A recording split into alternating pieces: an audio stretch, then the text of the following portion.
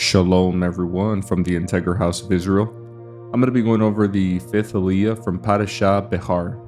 I'll be reading today from the book of Leviticus, chapter 25, verses 29 through 38. And I'll also be reading from the book of Matthew, chapter 21, verses 33 through 46.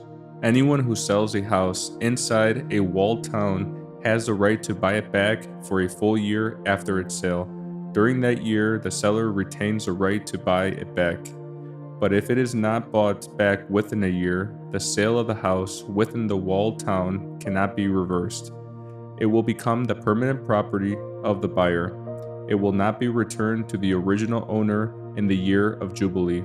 But a house in a village, a settlement without fortified walls, will be treated like a property in the countryside. Such a house may be bought back at any time, and it must be returned to the original owner in the year of Jubilee. The Levites always have the right to buy back a house they have sold within the towns allotted to them. And any property that is sold by the Levites, all houses within the Levitical towns, must be returned in the year of Jubilee. After all, the houses in the towns reserved for the Levites are the only property they own in all Israel. The open pasture land around the Levitical towns may never be sold. It is their permanent possession. If one of your fellow Israelites falls into poverty and cannot support himself, support him as you would a foreigner or any temporary resident, and allow him to live with you. Do not charge interest or make a profit at his expense. Instead, show your fear of God by letting him live with you as your relative. Remember, do not charge interest on money you lend him or make a profit on food you sell him.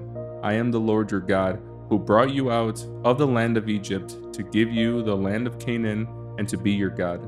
Next, I'll be reading from the book of Matthew, chapter 21, verse 33 through 46. Now listen to another story. A certain landowner planted a vineyard, built a wall around it, dug a pit for pressing out the grape juice, and built a lookout tower.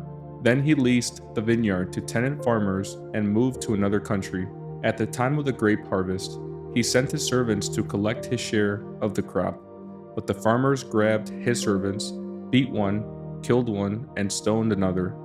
So the landowner sent a larger group of his servants to collect for him, but the results were the same. Finally, the owner sent his son, thinking, "Surely they will respect my son." But when the tenant farmers saw his son coming, they said to one another, "Here comes a heir to this estate. Come on, let's kill him and get the estate for ourselves." So they grabbed him, dragged him out of the vineyard, and murdered him. When the owner of the vineyard returns, Yeshua asked, "What do you think he will do to those farmers?" The religious leaders replied, "He will put the wicked men to a horrible death and lease the vineyard to others who will give him his share of the crop after each harvest."